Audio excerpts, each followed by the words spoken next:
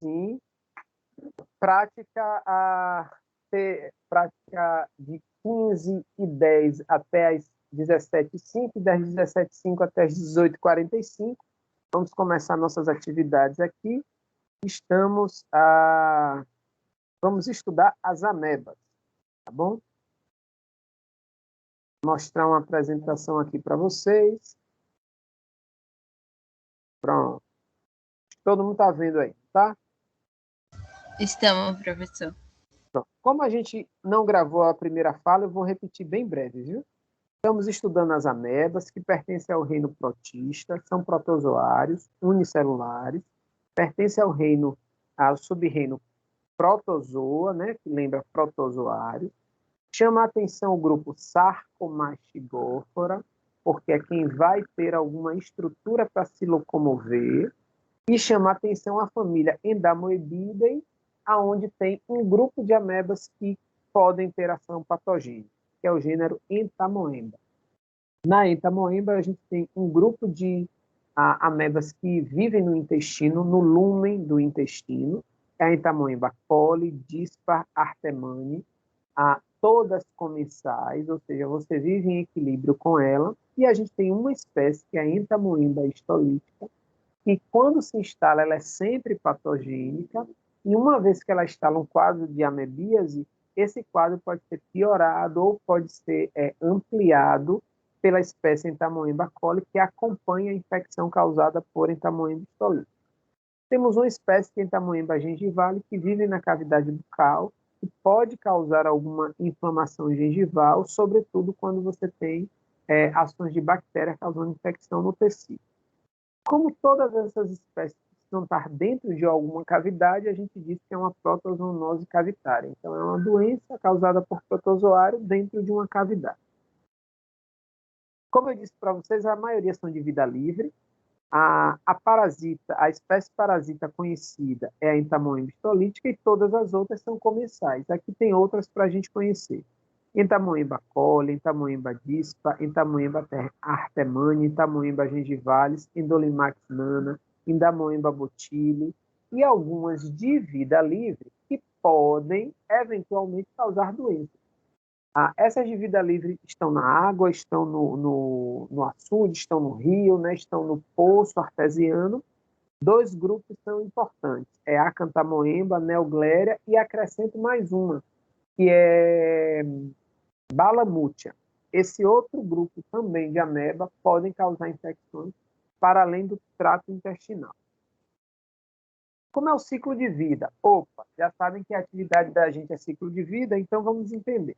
O ciclo de vida da ameba é muito simples. Por ser uma célula só, a gente tem a fase ativa, em que ela está dentro do hospedeiro, crescendo, se alimentando e se multiplicando, chamado de trofozoito. Então, o trofozoito é quando a célula está capturando o alimento, a célula está se deslocando no tecido, ela está causando a infecção, ela está se multiplicando naquele ambiente. Então, essa infecção vai se instalar no intestino delgado e, à medida que esses trofozoitos vão se distribuindo até atingirem o intestino grosso, no intestino grosso você tem a mudança do ambiente.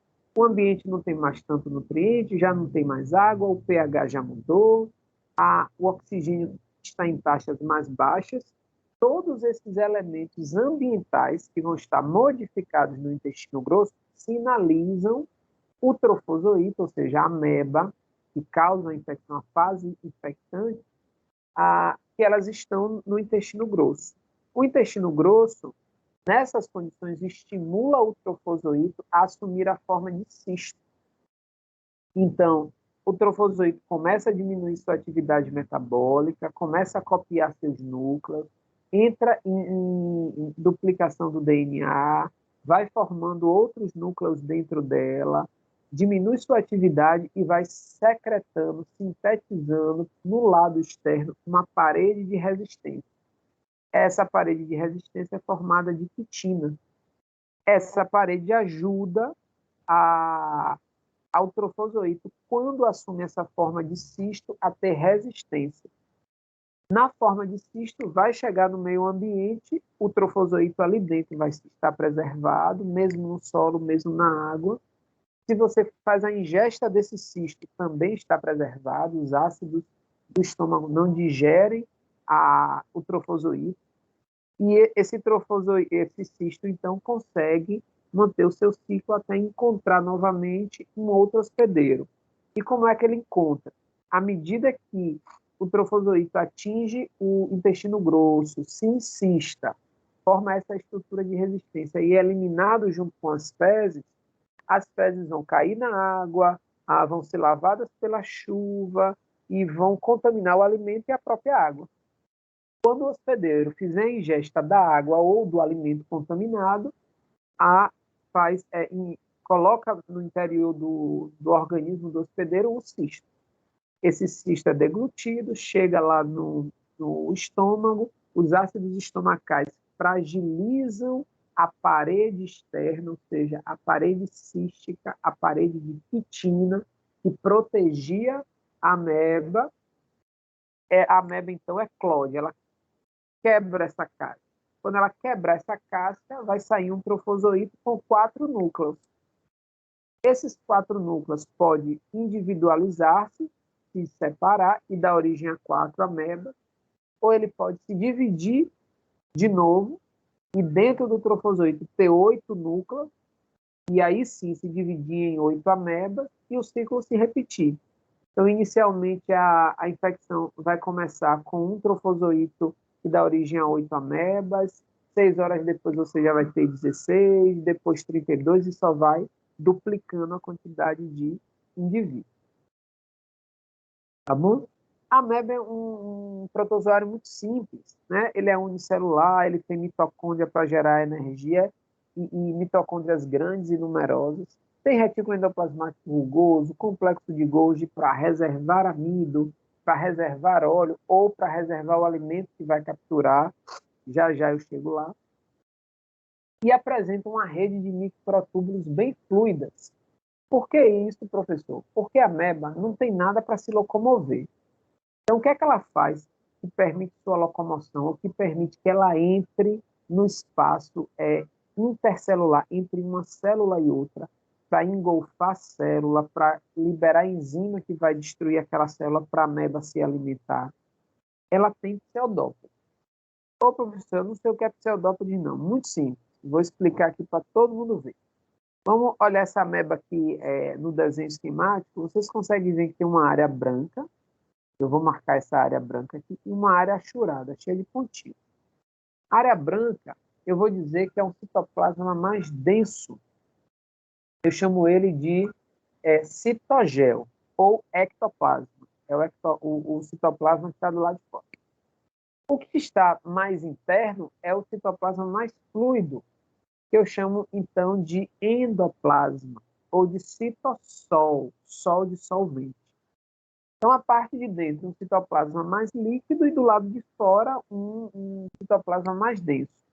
Esse citoplasma mais denso dá o formato do trofozoito, o formato da ameba. Quando a ameba quer se instalar entre uma célula e outra, ou quando ela quer se locomover dentro do seu intestino, ela inverte a condição desse citoplasma. O endoplasma, que está no centro dela, vai vazar. Vou tentar fazer aqui um esqueminha para vocês verem. Ele vai fluir para aqui, se aproximando da membrana plasmática, porque o ectoplasma, o que é mais denso, ele vai sair daqui, ele vai subir. À medida que flui, é que nem água. A parte mais líquida vai empurrando a membrana, de maneira que a ameba ela faz projeções do corpo dela. Quando ela fizer essas projeções como ela quer, na altura que ela quer, o ectoplasma volta para a margem, para o lado de fora, e o endoplasma, que é mais fluido, volta para dentro. Aí ela produz essas estruturas que a gente vê como projeções, que são chamadas de pseudópodes. Deixa eu ver aqui se eu mostro para vocês. Aqui nessa imagem, vocês conseguem ver a ameba e conseguem ver uma expansão aqui, uma expansão aqui, outra expansão aqui. É como a ameba vai se esticando, se locomovendo no tecido e penetrando nos espaços entre uma célula e outra. Ficou claro aí para todo mundo? Sim, professor. Muito bem. E aqui a gente consegue ver, olha a ameba emitindo um pseudópode para capturar um alimento, tá? Olha a ameba aqui, ó, emitindo vários pseudópodes parecendo uns dedinhos, né? Pezinho. E ela emite esses pseudópodes e coloca para dentro do alimento. Esse alimento vai ficar dentro de uma vesícula, dentro de um saco, né? Um saco citoplasmático. Esses sacos são essas bolinhas que a gente vê aqui, ó. Vê essa amebona, aqui tudo é ameba, aqui é o núcleo da ameba, e vocês conseguem ver, ó, vários saquinhos todos preenchidos. Esses saquinhos são vesículas digestivas, e dentro dessa vesícula tem, por exemplo, um bocado de hemácia que ela resgatou, que ela engolfou, que ela retirou lá do seu sangue. Tá bom? Então, os pseudópodes servem para penetração, para adesão e para a captura do alimento. A amebíase é uma doença, pensando muito na epidemiologia, é uma doença cosmopolita, está em qualquer lugar. Por que que está? Porque ela vai dentro do hospedeiro. Então, se tiver ameba, vou lá, eu e Luzia, a gente sai daqui da Bahia e vai para a França e outro para a Itália. A gente leva conosco a ameba. Vamos liberar cistos nas nossas fezes e a gente vai deixar o cisto lá. Todo mundo tem essa mobilidade. Então, a ameba está no mundo inteiro e ela atinge, normalmente, nas regiões onde ela acontece, até 50% da população pode ter ameba. Esse último dado que a gente tem é de 2016, o último censo que a gente teve. Esse ano, né, ano passado, nosso queridíssimo presidente não autorizou, então a gente não tem dados mais reais. Então eu nem posso dizer para vocês se isso piorou ou melhorou. Mas pela política sanitária que a gente tem hoje, eu acho que esse quadro piorou no mundo de uma forma geral. Normalmente, 500 milhões de pessoas são infectadas, e dessas 500 milhões, pelo menos 10% tem uma forma invasiva. É aquela que vai trazer sintomas e doença no intestino, no trato digestório. Mas eu tenho um grupo de pessoas que podem ter a doença extraintestinal.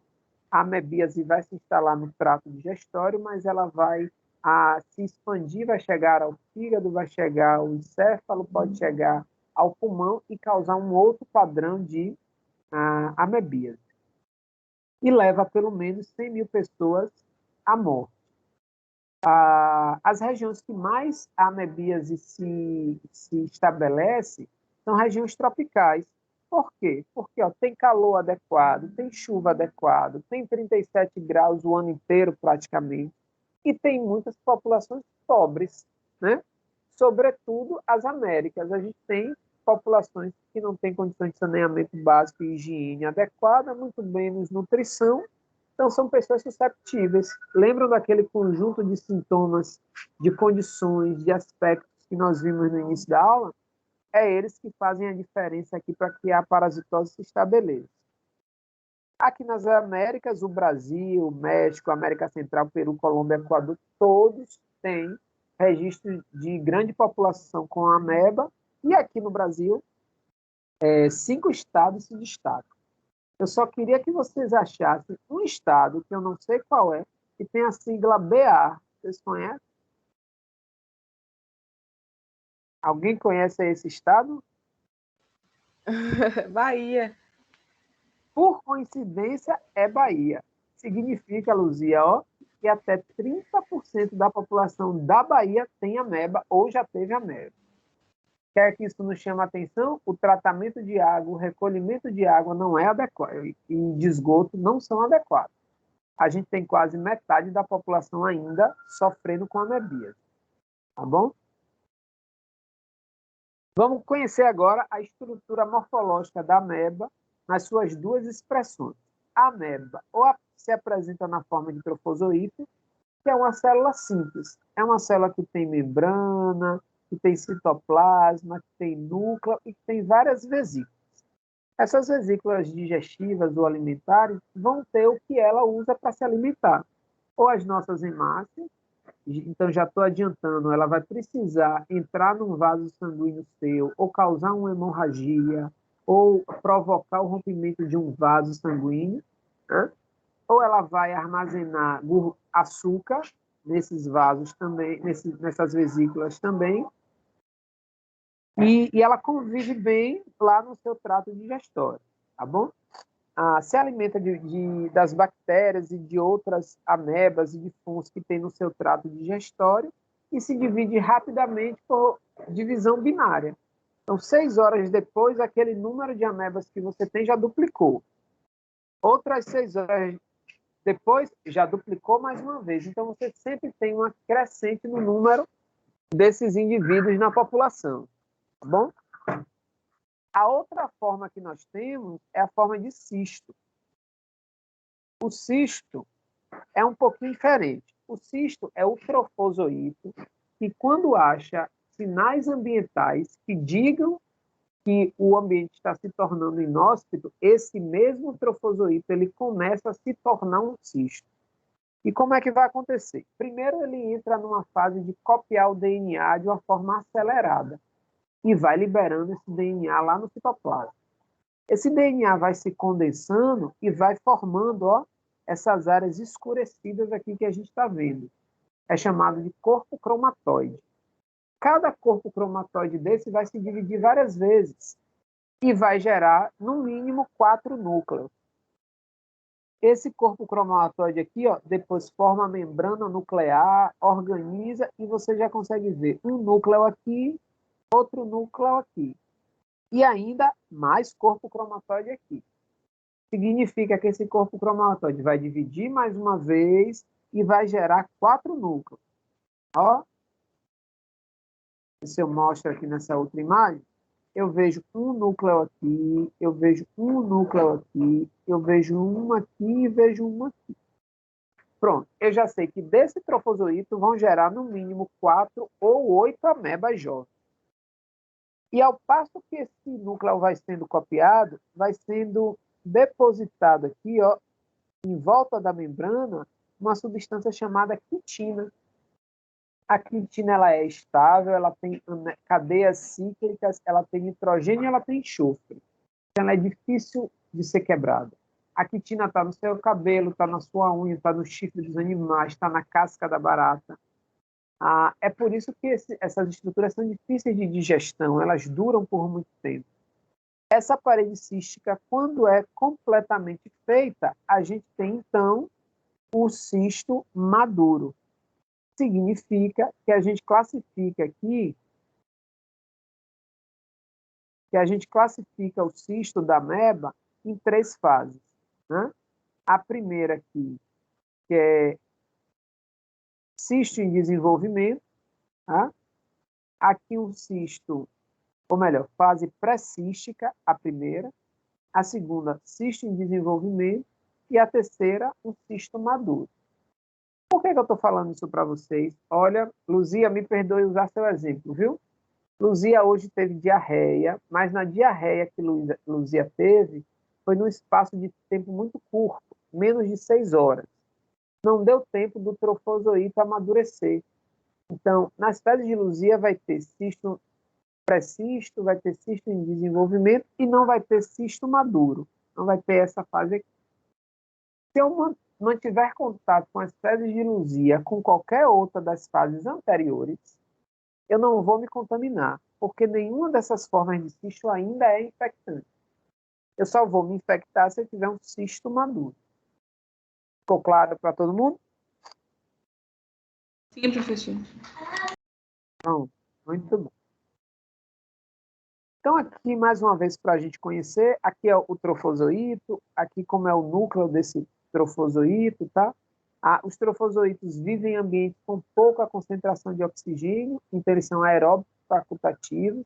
Se tiver um suprimento... Oi, pode falar. Esse é o tipo de ameba que se aloja no estômago, no trato digestório?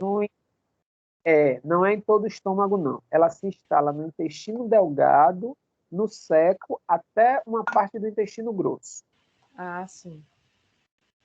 Mas ela, Luzia, ela pode cair na corrente sanguínea, já já eu vou explicar, e ela pode parar no cérebro, pode parar no pulmão, pode parar no fígado, em qualquer outro lugar. Tá? Já eu chego lá. Para a gente já acostumar, o nome dela é entamoeba histolítica. Tá vendo aqui o nome? Ó, entamoeba histolítica. E as duas fontes de energia da entamoeba histolítica vêm da glicose, que ela vai armazenar numa vesícula, igualzinho a você, na forma de glicogênio. Você come açúcar, vai juntando um açúcar, outro, glicose com mais glicose, sacarose com mais sacarose, e vai formar glicogênio. Ela faz a mesma coisa. Ela pega o açúcar que você está quebrando, guarda tudo isso numa vesícula na forma de glicogênio. E a outra fonte de energia dela é a hemoglobina. Ela precisa quebrar a hemoglobina, que tem um suprimento maior de energia, para ela fazer ATP, produzir ATP na mitocôndria. Então, ela vai em busca também de células que são ricas em hemoglobina. Me diga aí, qual é a célula que é rica em hemoglobina, que é vermelha, que não tem núcleo, que tem uma depressão no meio? Pronto, agora vocês entendem por que a amebíase ela é sanguinolenta, ela causa hemorragia, ela vai formar úlcera, porque a ameba no nosso trato digestório vai causar lesão, ela vai liberar enzima, ela vai causar apoptose na célula, ela causa necrose, ela digere a célula para que haja o sangramento. O sangramento é a fonte de alimentação que ela tem pela hemoglobina. E aí, tudo em paz? Professor, eu tenho uma dúvida. O senhor disse que o trofosóito, ele forma uma camada dura de quitina. E como é que ele consegue capturar essa hemácia? Ele captura antes e guarda e depois consome? Ou mesmo com essa camada rígida ele consegue capturar? Bom, enquanto ele estiver na forma de trofozoito, ele não tem a parede de quitina. A membrana dele é livre, é uma membrana celular que nem de qualquer outra célula, e pela seleção que a própria membrana faz, vai entrando água, alimento, açúcar normalmente, na forma de trofozoito. Quando ele começa a se encistar, ele já reservou o glicogênio, está lá cheio de açúcar guardado. Aí ele já não se alimenta mais. A partir daí ele vai secretar a parede de quitina, envolve ele inteiro, ele já não se alimenta pelo meio externo. Ele vai consumir o glicogênio que ele guardou antes de virar cisto. Ah, entendi. Conseguiu? Agora. Entendi. Obrigada. Tá. Aí, para a gente entender só as estruturas do cisto, eu já expliquei, só vou mostrar aqui para vocês. Todo cisto vai ter um vacúolo, nesse vacúolo tem alimento, tem glicogênio, tem núcleos, vão ser de 2 a 8 núcleos, e tem os corpos cromatóides, que é o material genético se condensando, se multiplicando para dar origem a outros núcleos. Além disso, todo cisto vai ter uma parede de quitina. Vocês conseguem ver uma linha mais escura aqui por fora. Ó. Essa parede é a parede cística, que é o que protege o cisto quando ele cair no meio ambiente. Protege como, professor? O cisto vai cair na água. Se ele não tiver a parede, a água vai invadir ele, vai estourar essa célula. Então, a parede evita que a água entre em excesso. Ele está no meio ambiente, tem muito sol. O sol desidrata, vai estragar o cisto. Então, a parede cística protege contra a luz do sol e evita a desidratação. Por isso que a gente diz que o cisto é uma estrutura de resistência. Olha a quitina Professor, aqui. Então esse cisto vai ficar com essa proteção de quitina até achar um novo hospedeiro, né? Perfeito. Agora você vai entender por que você não se cura, Luzia. Olha, você toma Anitta quebra a maioria das paredes císticas de muitas amebas, e quando quebra a parede, a água começa a entrar por osmose. Qual é a regra da osmose? Sai de onde tem mais e vai para onde tem menos. Seu intestino está cheio de água. A água começa a entrar nesse cisto e rompe ele. Pronto, estraga todos eles. Eles não são mais viáveis. Só que a Anitta não consegue eliminar todos. Lembra que o tecido do intestino, ele tem várias microvilosidades, ele tem várias dobrinhas? Ele Sim, é assim, ó. para Ele ajudar não na é assim, absorção. cheio de isso, para aumentar a área de absorção. Aqui nessas criptas ficam os cistos, ó, bem aqui embaixo, guardadinho, protegido com muco, que a Anitta não chega. Aí, se a Anitta não chega aqui, ela mata os outros, e aquele cistozinho, ó, que ficou aqui, algum tempo depois pode eclodir de novo. Então, por isso que é importante tomar novamente o medicamento no espaço de 45 dias, na dosagem certa, e combater a fonte de contaminação. No seu caso, a água, e fazer o tratamento com a dose certa. Então, no caso, é mais provável que o Anita atinja meus micro-organismos comensais do que o próprio ameba. Não, ela atinge os comensais e também a ameba. A grande maioria ela faz isso, mas alguns cistos sobrevivem.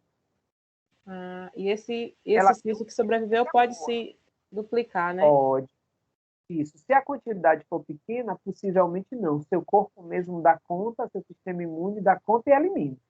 Mas se a quantidade que sobreviver ainda for suficiente para aquela população, ela desenvolve outra infecção novamente. Nossa. E no seu caso, você tem reinfecção. Você está tratando uma infecção e está usando uma água que você não tem garantia da qualidade. Então, ou trata a água, ou você vai ter que aprender a conviver com essa infecção. Meu Deus. Pois foi. Sabe o que é isso? Doença negligenciada, que o Estado precisa cuidar do saneamento básico daí de Dom Basílio. Olha a quitina aqui, ó. A quitina que está lá no cabelo da gente, na unha, que deixa duro, tudo isso duro, teso, e nem os micro-organismos conseguem quebrar fácil. É essa mesma estrutura que está lá na casca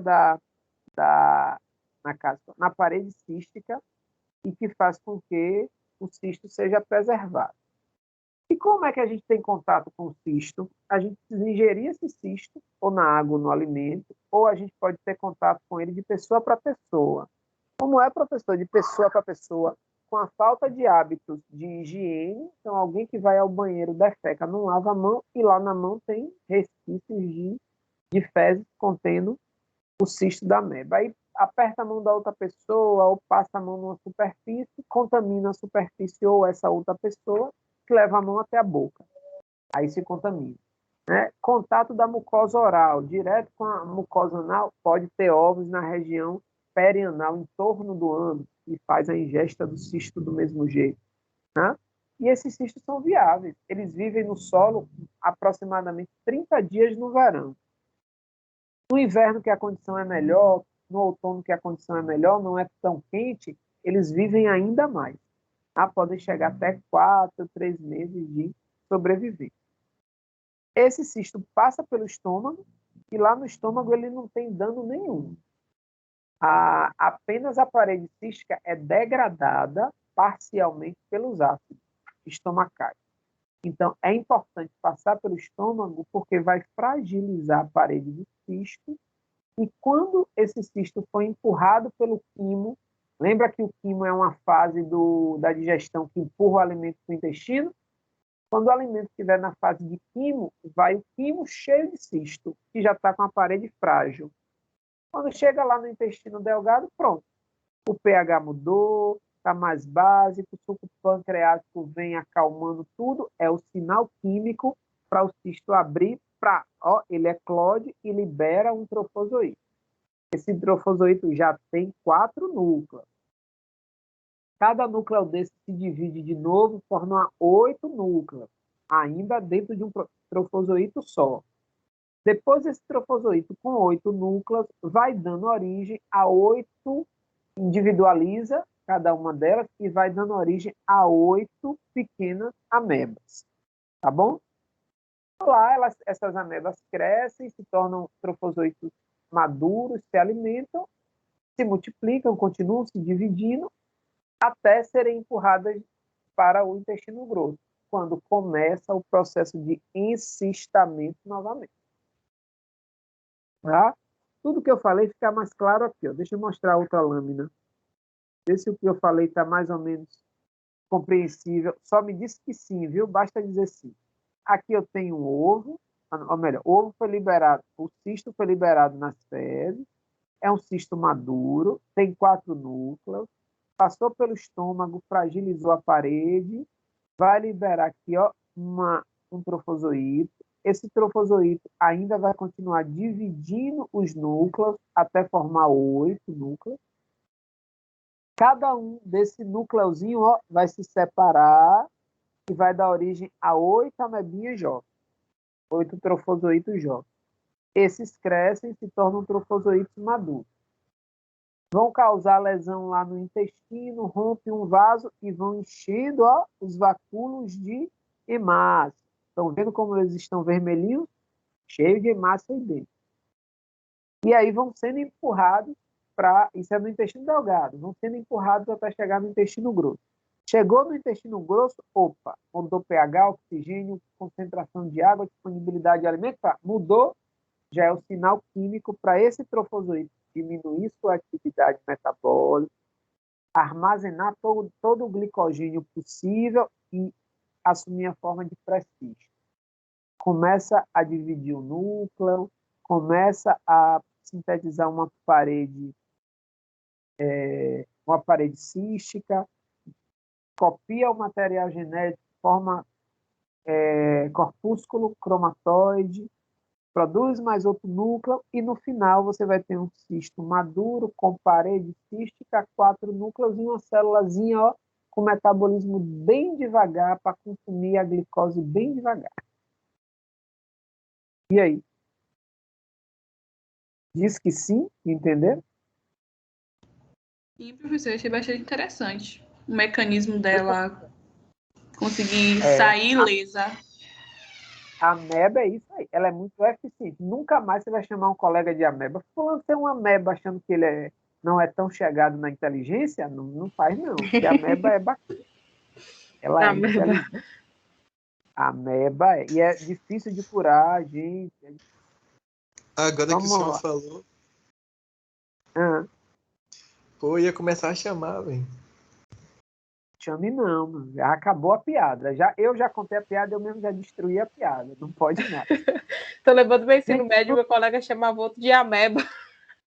Tá vendo? Não passa o ameba. Venha para trabalhar aqui, eu fazer parte do trabalho. Nem sabia que estava elogiando o cara. O mecanismo da ameba é top, gente. Vocês não têm noção. Vamos lá. Então, ó, tudo que eu falei está aí de novo, gente, escrito. Eu só vou chamar a atenção aqui de 2 coisas. Né? Esse desencistamento precisa que o ambiente esteja em anaerobiose, ou seja, a concentração de oxigênio tem que estar bem baixinha. Por isso que ele só acontece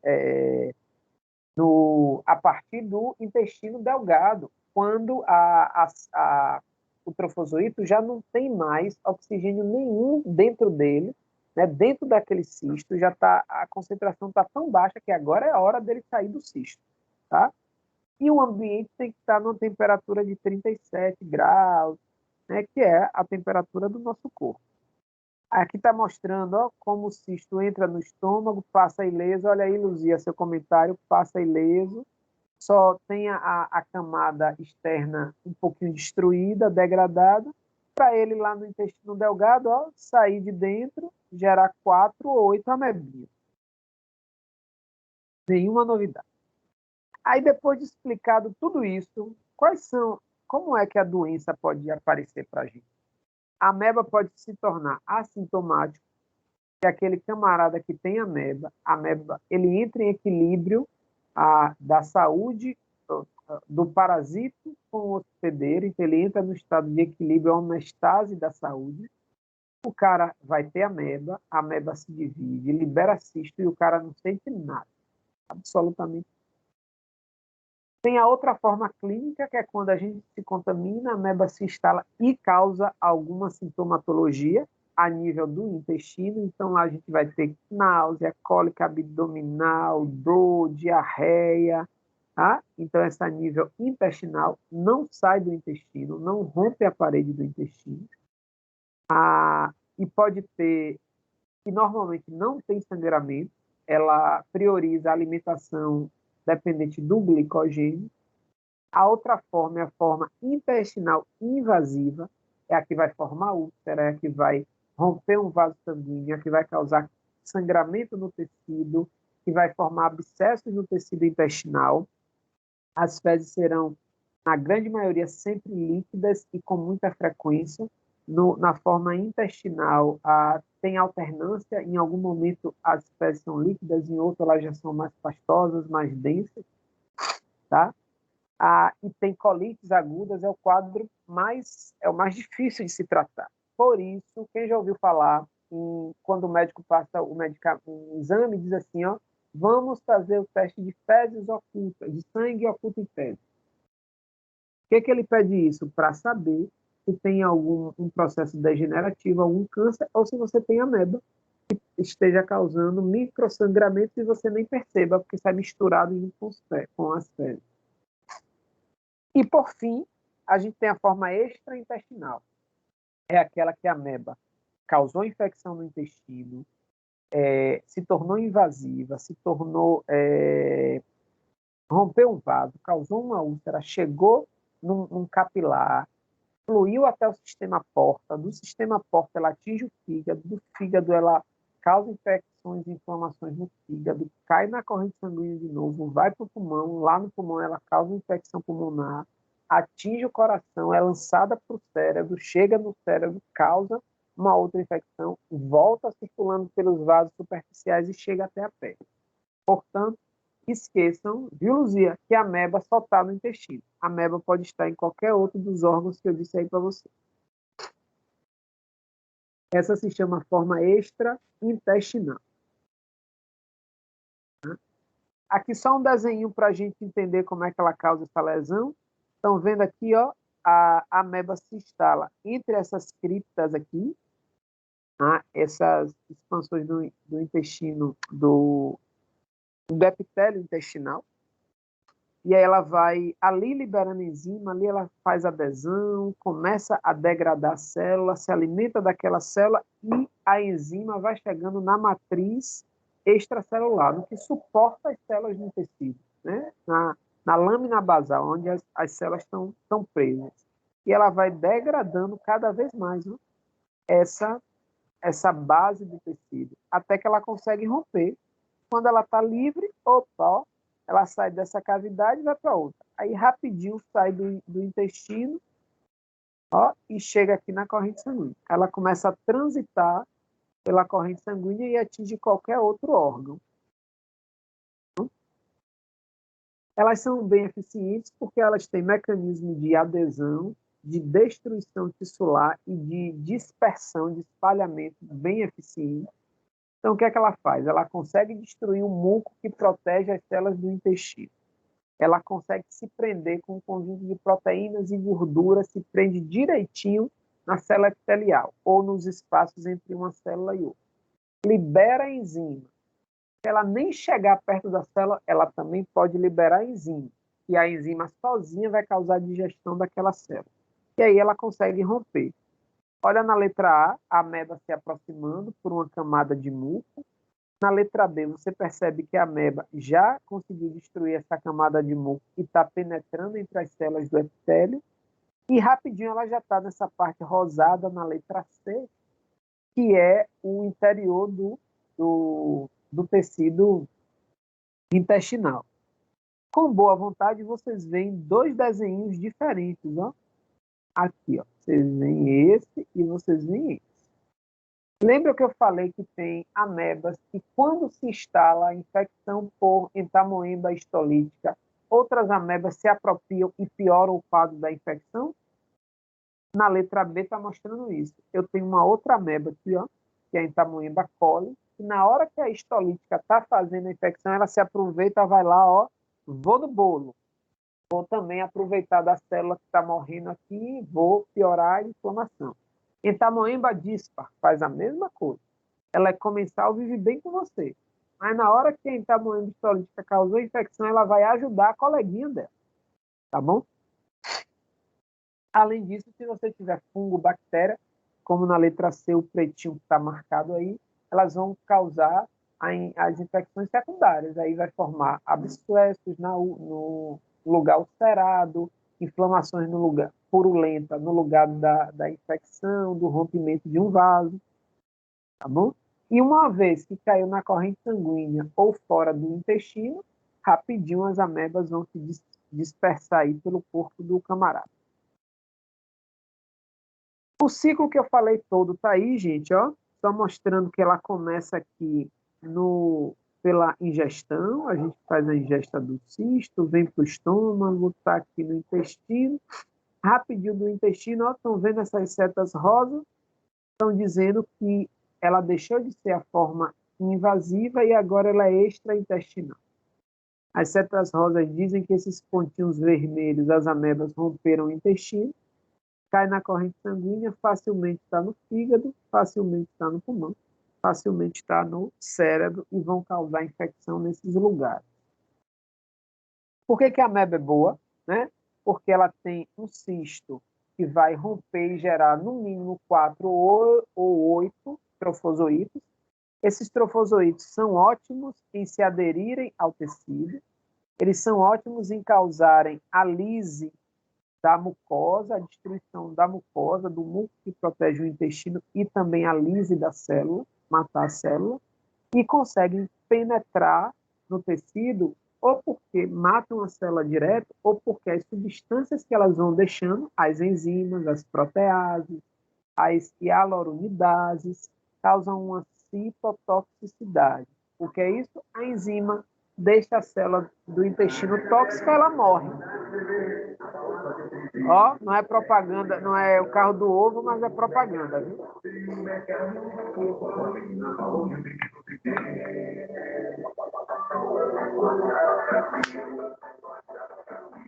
Professor, o ovo ainda continua 30 ovos por R$10? Ou já aumentou? A outra turma, a turma de sexta-feira, semestre passado, era assim, de manhã, 10 horas o carro passava, e ele para aqui perto do meu prédio, e aí fica bem próximo o som, e eles acabavam de rir ouvindo o ovo fazendo a propaganda. É engraçado. E continua 30 ovos por R$10 ou já aumentou também com essa crise? Não, já aumentou. Aqui em Salvador é 14 pontos mesmo. Aí, talvez já aumentou, aqui, meu Deus. A crise está demais. Ó, gente, essa imagem aqui é tudo que eu repeti, mas eu gosto dela porque ela é didática, viu? Vejam aqui, eu tenho o trofozoito. Lembra do endoplasma e do ectoplasma que eu falei? Então, aqui, estuda bem essa imagem. O núcleo está aqui, tá vendo? As vesículas cheias de hemácias, essas estruturas pretinhas. O trofozoito começa a virar um cisto, ó, na fase aqui de pré-cisto. Começa a produzir um vacúolo para guardar glicogênio, começa a ficar menorzinha, bom? Depois, ó, copiou o DNA, formou essas manchinhas pretas, os corpos cromatóides, e guardando glicose aqui no vacúolo. Daqui a pouco esse núcleo já está modificado, já tem o 2. Esse corpo cromatóide vai gerar outros núcleos aqui e vai guardando o glicogênio lá para nutrir. Se vocês olharem, já tem uma paredinha aqui do lado de fora. Ó. Né? No final, a gente tem isso aqui. 4 núcleos e a parede. Tudo bem isso aí. Essa coisa é boa. Tem alguém de farmácia aí? Eu, professor. Eu. Então, para a gente dar um bom diagnóstico de farmácia, a gente tem um quadro assim, ó, que fica à disposição no laboratório, que a gente vai olhando, pega as amostras de fezes, 1 graminha é suficiente, faz a diluição e pega o sedimento. Lá já vai ter um bocado de cisto para a gente olhar. E aí, para a gente dizer quem é, a gente vai contar o número de núcleos, se tem 4, se tem 8, qual é o tamanho desse núcleo, se o corpo cromatóide, o DNA, vai formar peixe que lembre agulha, ou vai lembrar uma raizinha, ou vai formar bastão. Olhando essas 3 características, você já me diz se é entamoeba histolítica, se é coli, se é artemânio. Por que, professor, isso é importante? Porque se for artemânio, o médico não vai lhe passar remédio nenhum. Porque a própria flora vai controlar, vai estabelecer a cura. Se for coli, ele pode até te passar um remédio de dose única. Se for histolítica, não. Ele vai lhe passar uma dose maior, ele vai lhe mandar repetir, ele vai pedir 3 amostras de fezes, porque essa é mais perigosa. Essa é a patogênica. Então, saber dessas características do cisto é importante para a gente dar um diagnóstico correto. Bom? Pronto. Morfologia, nada demais, eu já falei aí delas o que são. Se a gente olha na prática, a gente vai ver muito vacúolo, eita, passei demais, muito vacúolo preenchido com óleo, preenchido com glicose, isso é um Entamoeba coli. Se for muito escurecido, cheio de material amarronzado, avermelhado, isso já dá um indício que é Entamoeba histolítica. Entamoeba histolítica prefere as hemácias ao açúcar, a coli prefere o açúcar à hemácia. Quer dizer que elas não consomem os alimentos? Consomem, mas elas têm uma preferência alimentar. Tá? O cisto já apresentei para vocês. Aqui é como eles aparecem, ó, o núcleo, como é que fica o DNA, tá vendo esse círculo aqui? Em volta, cada manchinha preta desse é o DNA enovelado, condensado. Então, a gente olha, inclusive, como é o desenho do núcleo e a gente consegue dizer quem é o grupo que está causando essa infecção. A espécie.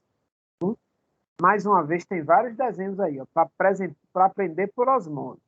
Olha quantos núcleos tem aqui, ó. Eita, passei demais. Contei 8 núcleos lá dentro, eu já sei que é Entamoeba coli. Contei 4, eu já sei que é histolítica. O cisto é grande, coli. O cisto é pequeno, histolítica. O material genético, o DNA, está de um lado, em um polo do núcleo, ou está no centro, já sei. Se estiver no centro, é histolítica. Se estiver em qualquer ponta, assim, ou em qualquer posição, num lado só, eu já sei que é coli. Isso é importante no diagnóstico. Aqui, para a gente saber realmente como nós vemos elas. A gente vê as Entamoeba histolíticas assim, ó. Aqui virando um cisto, né? No primeiro desenho aqui é fase de pré-cisto. Aqui já é o trofozoito, tá vendo? Olha o núcleo lá grandão. Não tem como a gente confundir a ameba, viu, gente? Na lâmina, ela viva, se a gente pega uma ameba de vida livre, é fácil identificação, não tem dificuldade não. Aqui Entamoeba histolítica, aqui, ó, Entamoeba dispar. Olha ela aqui com 2 núcleosões e o corpo cromatóide. Você consegue ver, ó, aqui é o cisto, com a linha, é a parede. Aqui é o corpo cromatóide. Com boa vontade, você vê o estrangulamento aqui no meio já, ó. Esse corpo vai se dividir aqui no meio, essa parte escura, e vai formar mais 2 núcleos. E eu já tenho 2 núcleos aqui no centro. Tá vendo? Tá parecendo uma carinha. Ia falar isso agora. Parece. Tá parecendo uma carinha. Parece. Vocês vão ver a giardia. Quando vocês verem a giardia, vocês vão dizer, é verdade. Tá? Aqui é o trofozoito de vida livre lá no seu intestino. Vida livre não, né? Ativo no seu intestino. Essa daqui é a Entamoeba dispar. Ela não é patogênica. Mas uma vez que a histolítica se instale, ela vai ajudar a piorar a sua inflamação. Tá? Endolimax nana. Nana vem de nanica mesmo, de pequena, de mínima. É a menor ameba que a gente tem. Olha o tamanho do cisto. Em compensação, ela tem uma camada, uma parede cística bem larga. Vê se dá para ver assim, um branco bem intenso em volta, parecendo uma luz, um halo. Ela ajuda na identificação, porque a gente vê ela brilhando logo, então é fácil. É a menor Essa ameba não tem que a a gente tem. Ela quitina, só não, pessoal? tem, mas é porque é bem espessa. Olha como você tem ali uma linha amarela não, branca, bem larga. Deixa eu mostrar outra imagem. Grava aí essa parte em volta dela branca, como é larga, e eu vou mostrar o outro slide. Olha como a linha está aqui em volta dessa ameba é bem delicada, tá vendo? Então, a parede cística aqui em Dolimax, em Entamoeba dispar, é fina, né, é delgada, e aqui em Dolimax nana, a parede, ó, é larga, é bem espessa. Consegue ver?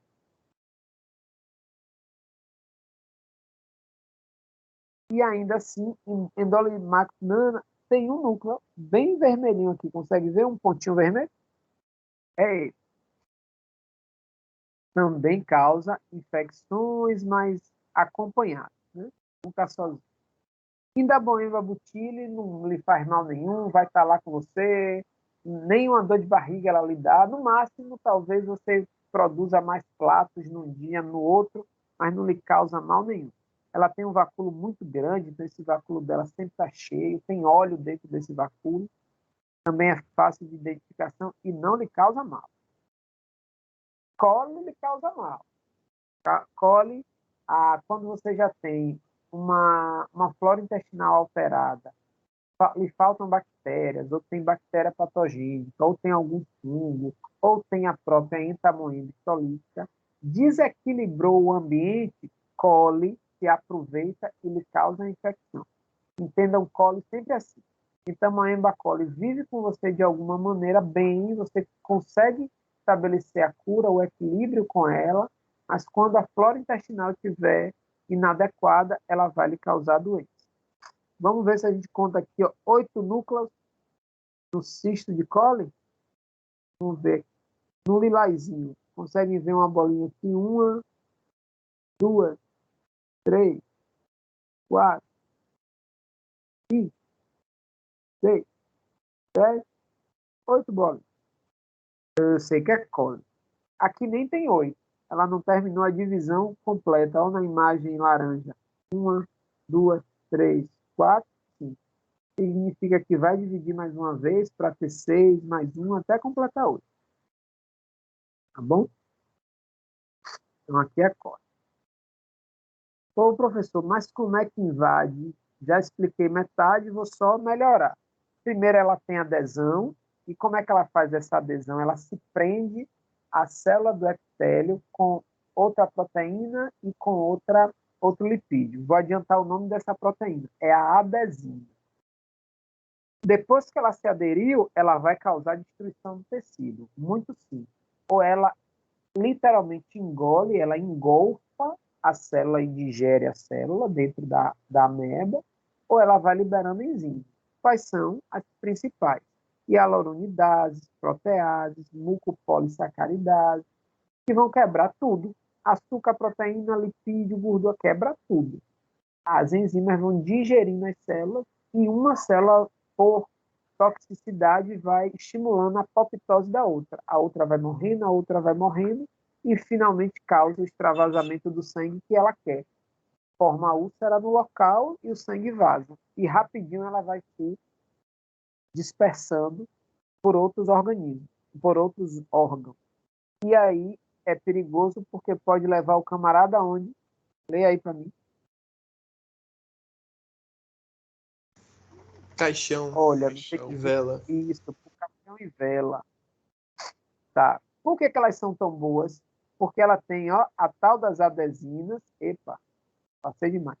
Ela tem a tal da adesina, que é uma glicoproteína, ou seja, o açúcar que tem na extremidade dessa proteína presente na membrana da ameba se liga ao açúcar, o glicocálice da célula do seu intestino. Pronto, grudou, já é.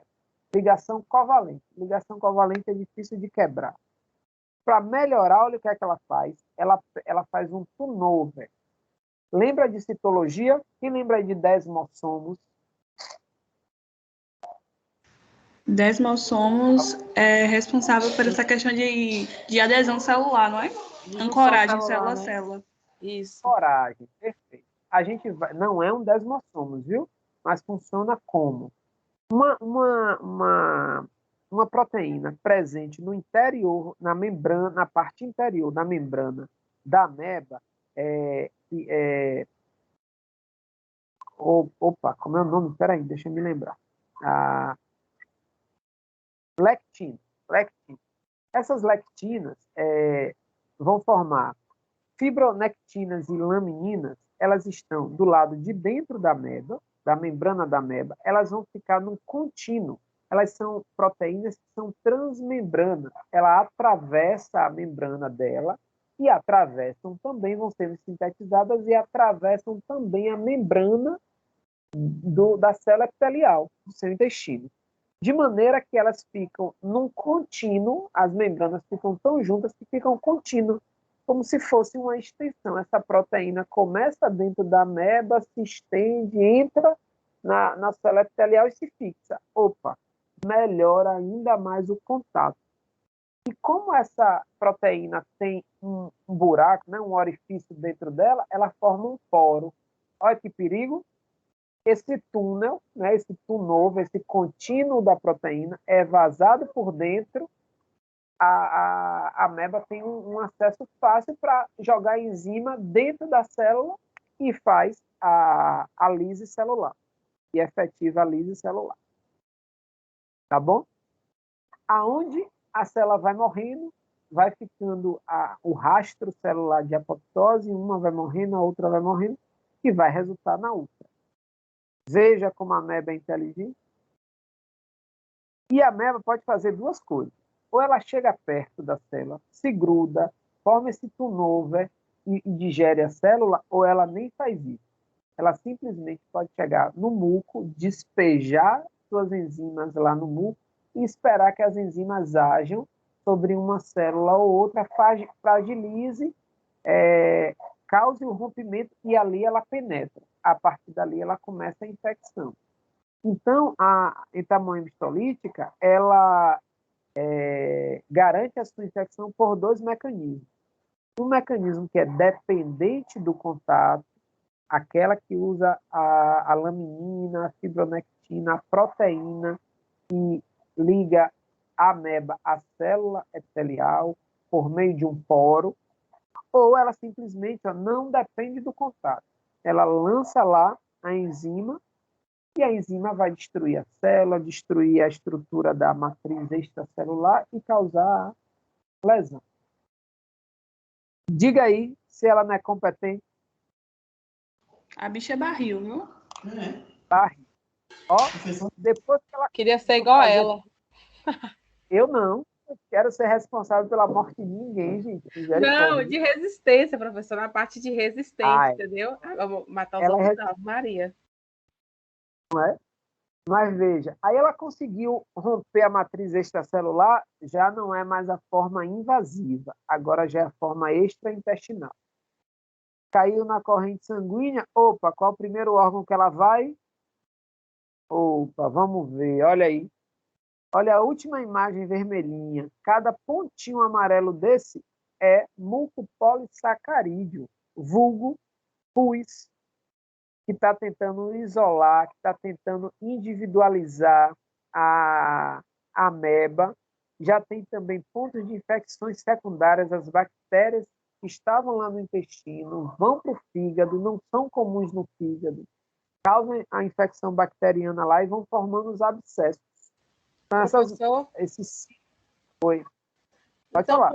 pode dizer que algumas úlceras podem ser provocadas também por amebíase?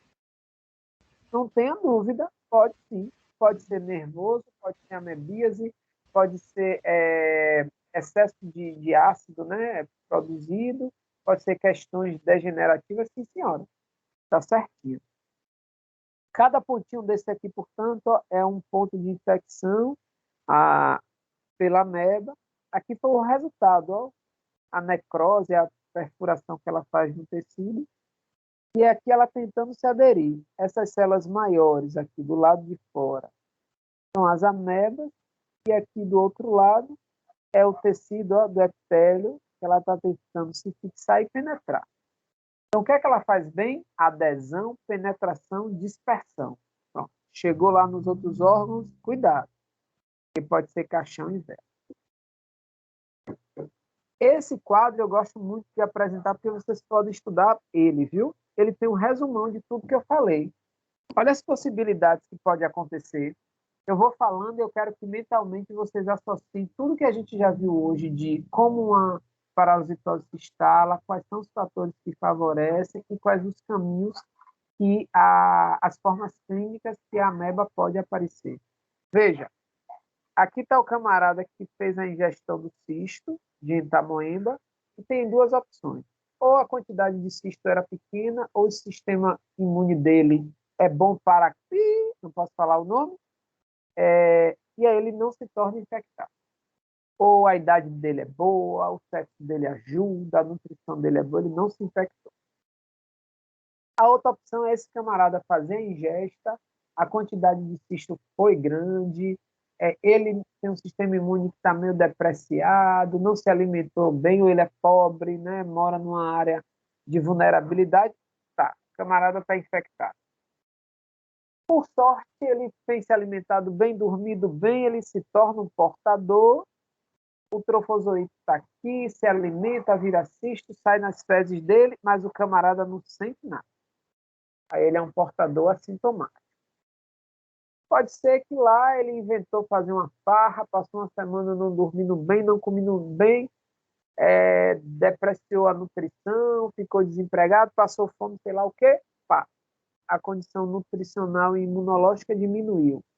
Aí aquele camarada começa a ter sintomas leves. Vai ter trofozoito, vai liberar cisto e vai continuar contaminando as pessoas. Mas esse agora, talvez, procure um médico, talvez esse procure um médico e se trate. Porque sintomas leves tendem a desaparecer e voltar de quando em quando, com a frequência muito baixa. O assintomático nunca aparece sintoma. Sinal de que ele não vai procurar o tratamento nunca, porque ele nem sabe que tem a doença. Tá? Outra opção agora. Estou com a canetinha azul. Outra opção é esse camarada infectado, não vai demorar muito, já vai apresentar os sintomas, vai ter uma diarreia que não cessa, e a atenção que é a enfermagem, nutrição me ajuda, e diarreia frequente, todo dia, evacuações por mais de 3 vezes ao dia, 2 sintomas vão aparecer logo. Quais são? Me ajuda aí. Quando você tem muita diarreia. Desidratação. Desidrata. E o outro, se não está fixando não consegue alimento, absorver os nutrientes. Isso. Como é o quadro dessa falta de absorção de ferro, de proteína, de vitaminas? Como é o nome disso? Desse quadro? Anemia? Mas não ferropriva. Não ferropriva. Aí é porque está faltando tudo. Ele não está dando tempo dele absorver. A frequência que vai ao banheiro é muito rápida. Né? Então, ele não absorve o adequado. Aí ele vai ficar num quadro de anêmico geral.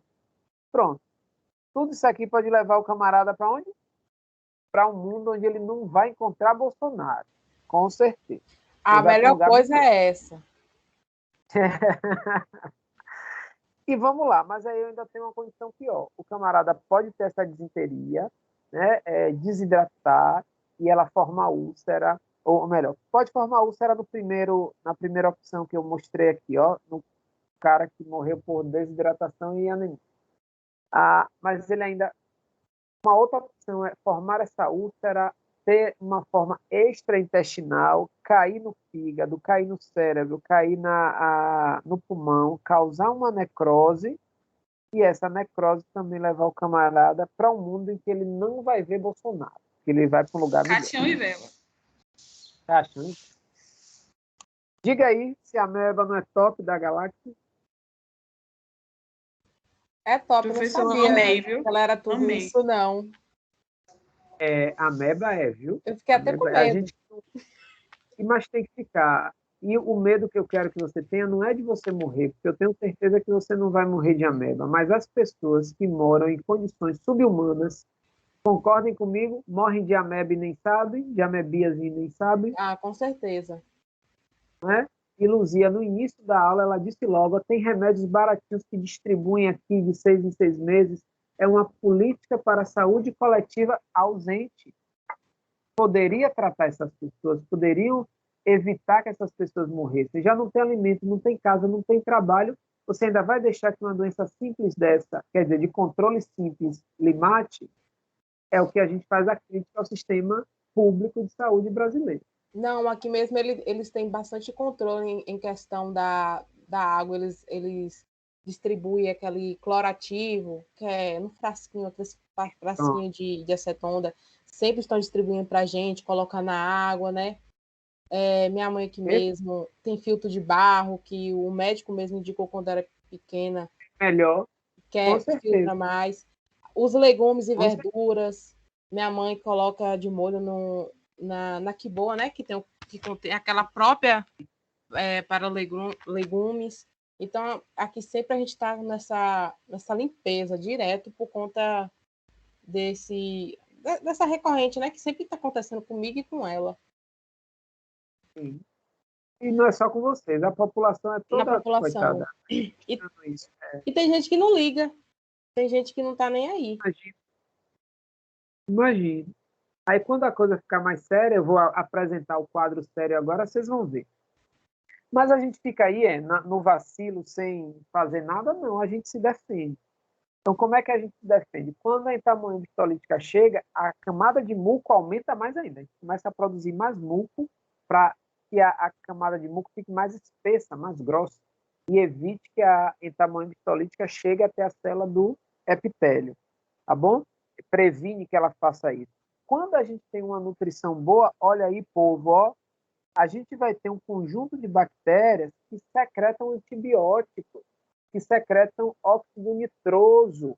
O óxido nitroso e antibiótico matam, por natureza, fungo, bactérias patogênicas e ameba.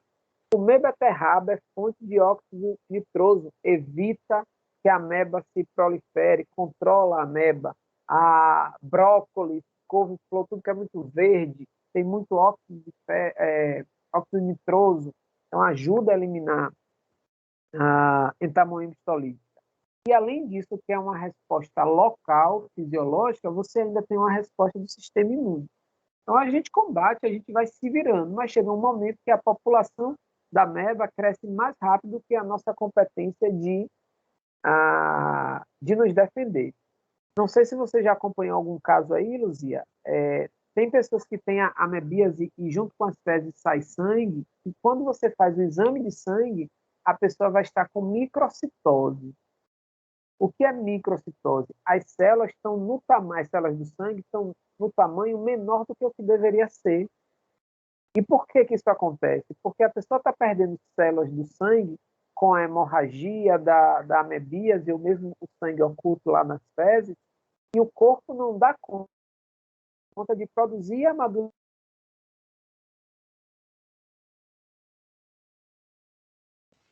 meio zonza, meio anêmica, porque a hemácia é pequena, não tem oxigênio suficiente, não fixa ferro suficiente, é um problema. Tá? Opa, passei.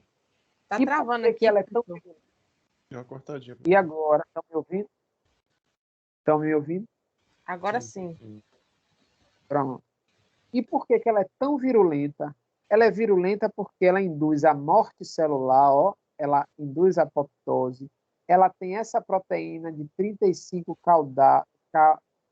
caudaltos, que permite a adesão da ameba, tá? E ela também tem gorduras que ajudam a fixar, lipídios que ajudam a fixar a membrana da ameba, a membrana do epitélio. E, portanto, ela ainda, mesmo que de longe, consegue liberar enzimas que causam ulceração. E isso torna ela muito virulenta. Por isso que, normalmente, a amebíase pode levar à morte. Quem é de farmácia, me ajuda. Pode falar. A semente do mamão, o povo, no popular, né, sempre falam que a semente do mamão... Que é vermífuga. Travou aqui. Que é vermífuga. Isso é verdade? É comprovado assim cientificamente? Agora ela não tem uma eficiência muito boa. Ela é mais eficiente e ela não cura por completo. Ela elimina alguns trofozoítos, mas ela é mais eficiente para helmintos, para vermes. Mas as pessoas usam sim, dá um controle, mas não é eficiente.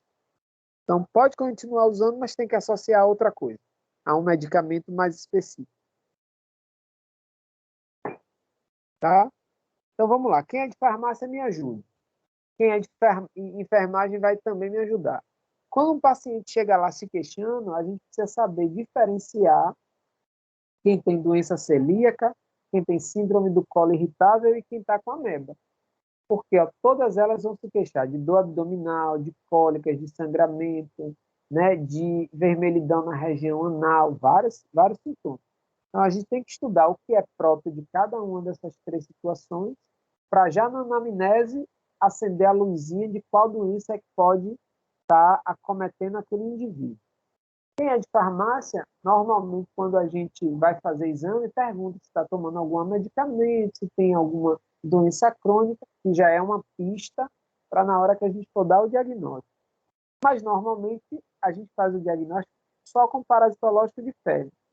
Pega a amostra de fezes, dilui, uma graminha só, dilui, espera decantar, pega lá no fundinho uma gotícula e vai olhar no microscópio. Cora, e você vai ver lá os cistos brilhantes, a gente vai contar, vai fazer o diagnóstico. Quando o indivíduo traz amostras que não são adequadas e sempre dá negativo, mas o sintoma permanece, pode fazer o ELISA, uma investigação imunológica. Se tiver imunoglobulina A muito elevada, normalmente é infecção por ameba. Tá? E ainda que nada disso dê certo, né, o ELISA, a cultura de fezes, né, pegar um pouco dessas fezes, deixar no meio de cultura e esperar os trofozoitos crescerem. O parasitológico, o clínico, nada disso resolva, pode-se fazer um PCR, que é a última das escolhas, porque é caro. Né? O PCR, aí quem é de farmácia também vai me ajudar. O PCR é 400, 500, até 700 reais, dependendo do PCR. E o exame de fezes é 5,20. Você acha que o SUS e o plano de saúde vai querer pagar qual exame para diagnosticar a amebíase? Claro que o de fezes, né? Pois é, o de fezes. Tá bom?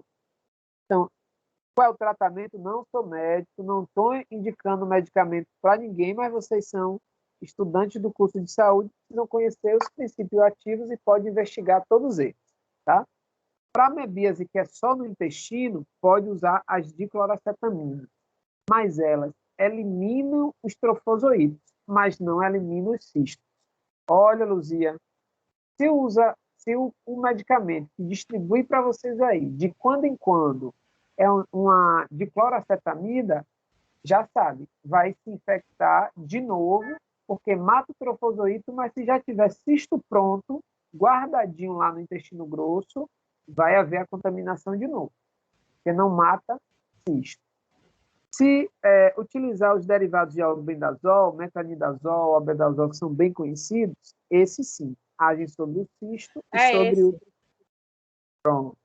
Esse sim, tem um efeito bom. E tem que seguir o intervalo de tempo da medicação, indicada pela bula. Tá?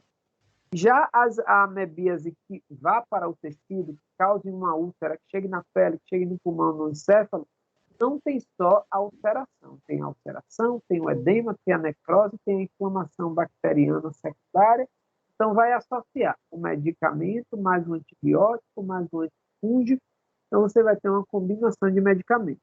Os mais conhecidos são os nitroimidazóis, a deitrometrina, que é antibiótico, né? A emitina, associado ao metronidazol. Tá? Então, esse conjunto de medicamentos para conter a amebíase extraintestinal. Eu juro que eu não vou explicar isso aqui. Lê alguém para mim aí, eu juro que eu vou ficar calado. Profilaxia e controle. Vê se eu preciso explicar. Lê aí para mim. Número 1. Saneamento básico. 2. Eu falei tudo, é? Educação sanitária. 3. Tratamento de água. 4. Controle de alimentos, lavar frutas e verduras. 5. Tratamento das fontes de infecção. 6. 6. Oh, hã? 6. 6. Tá aparecendo aqui não. 6? 6. Cuidados com higiene pessoal, lavar as mãos.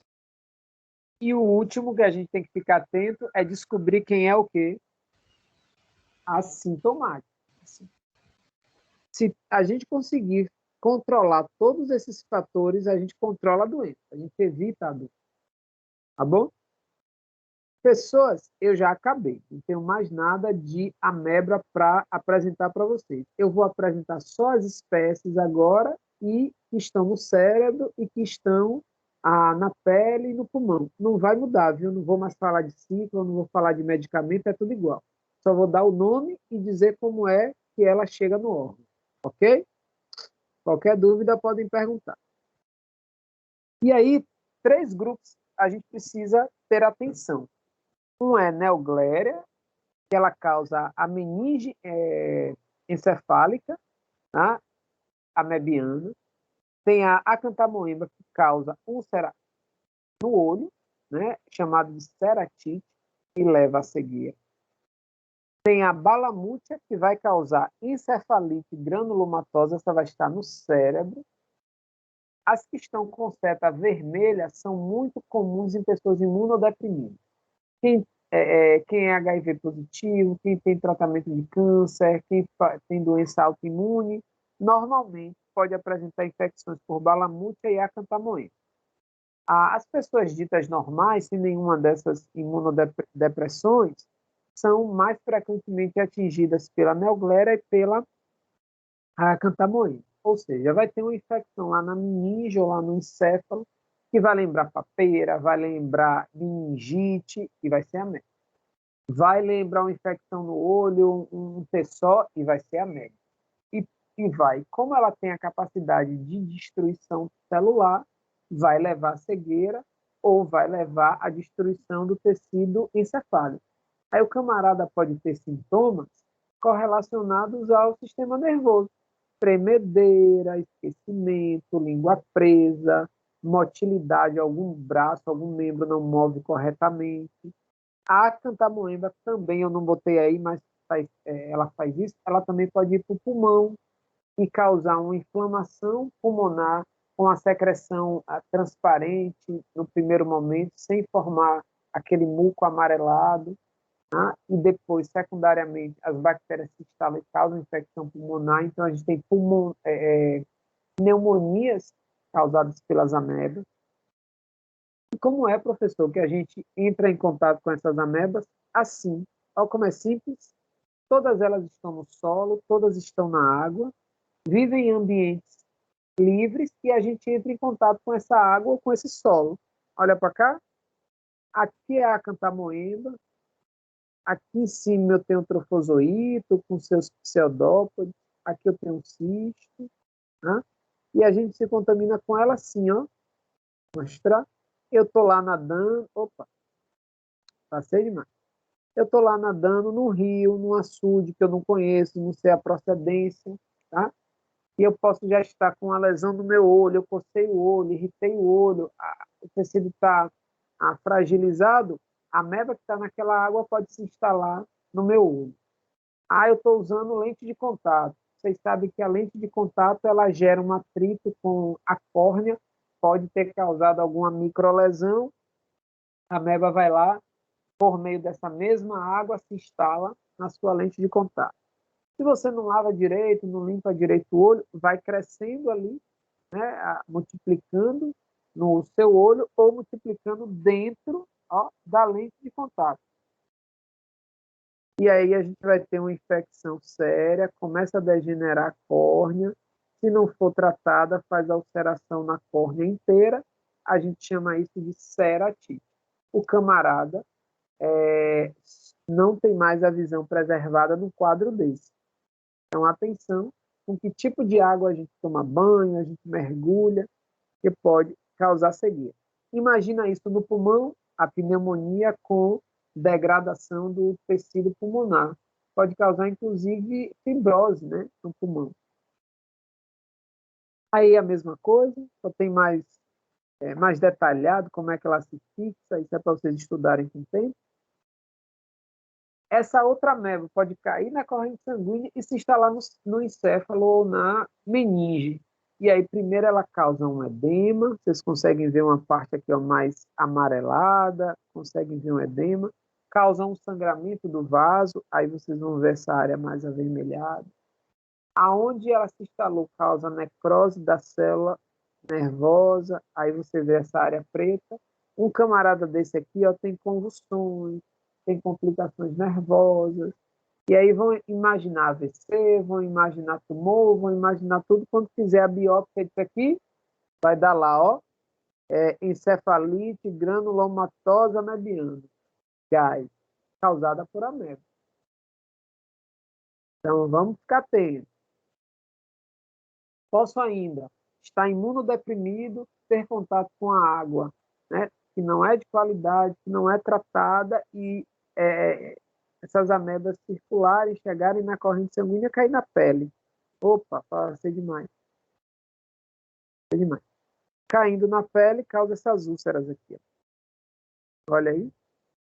Aqui é no lado, aqui é no glúteo, na perna e aqui na cintura, né? Isso aqui é uma infecção cutânea já crônica, né?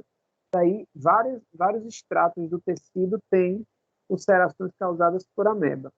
Esse é próprio de indivíduos imunodeprimidos. E aqui é difícil de tratar porque a ameba vai fazer uma associação com uma bactéria chamada Legionella. Aí uma vai mantendo a infecção da outra e é mais difícil de controle. Aqui para a gente conhecer quem é a Neugleria, um outro grupo que causa essas infecções na pele, no encéfalo, e aqui mostrando que ela vive lá na água. 3 grupos vivem na água, tá? Aqui as espécies mais comuns que acontecem no mundo. E é isso. Que perguntem, a ameba está aí. Eu passei aos 10 minutos da minha aula. Ninguém me avisou. Era 5h05 que ia acabar. É porque a gente achou tão interessante que nem ligou para o horário. Tá vendo? Verdade. Deixa eu voltar aqui. Estou todo ouvido. Dúvidas? Compreenderam direitinho? Eu compreendi, professor. Só Sim, professor, acho que a gente estudando depois. melhor, a gente cria umas dúvidas melhor para tirar na próxima aula. Isso. Eu quero de compromisso de vocês é ir trazendo essas contribuições. Sua mãe contou história, alguém viveu, vai trazendo que a gente contextualiza. Eu já acho que Luzia vai olhar a ameba diferente agora. Ela já vai pensar de uma maneira diferente do que ela olhava. Com certeza. Agora que eu estou lembrando, teve uma foi a professora Fátima, uma vez, foi antes da greve, ela era aquela professora de parasitologia. Eu comentei isso com ela, que não tinha tratamento da água aqui no meu interior. Ela me pediu para me levar uma amostra, só que veio a pandemia não, a greve, e ela parou de dar aula, aí nem chegou. Se o senhor querer, quando eu for, eu levo. Quero sim. Aí a gente combina direitinho como você vai fazer a coleta e trazer, viu? Pronto. Deixa eu responder aqui a Pedro. Sim, Pedro. Como eu terminei o assunto, o ciclo biológico está lá, tem uma imagem. Pode ir fazendo. Qualquer dúvida, vai me perguntando aqui no chat, eu respondo. E aí vocês têm uma semana para me entregar. Então, até semana que vem me entrega. No caso, vai ser da ameba, né? Amebíase. Só da amebia. A professora Fátima dividia a disciplina comigo, mas aí ela aposentou. E aí eu fiquei sozinho. Pois não, pode falar. Professor, o senhor vai postar no Teams aqui, né? Atividade? Não, já está tudo no Ava. É isso que eu quero saber de vocês. Todo mundo já acessou o Ava? Eu já,